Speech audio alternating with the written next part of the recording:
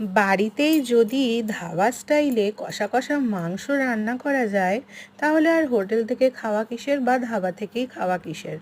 হ্যাঁ, আমার বরের আবার পছন্দ তার বউয়ের হাতের কষা কষা মাংস। সেটা চিকেন হোক কি মাটন, সাদা ভাত দিয়ে হোক কি রুটি দিয়ে, লুচি দিয়ে, পরোটা দিয়ে, কিন্তু মাংসটা হতে হবে কষা কষা। উনি আবার একটু ঝোল পছন্দ করেন না।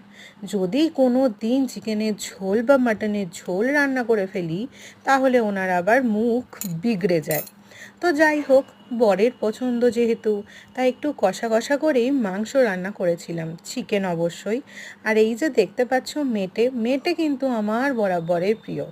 মাংস খেয়ে তা ভাতের সাথে ওনার তো প্রশংসায় পঞ্চমুখ। বেশ, আমারও শুনে ভালো লাগলো। লেগ পিসটা দেখেছো? উফ, জাস্ট ইয়াম্মি হয়েছিল সেদিন মাংস রান্নাটা, অপূর্ব।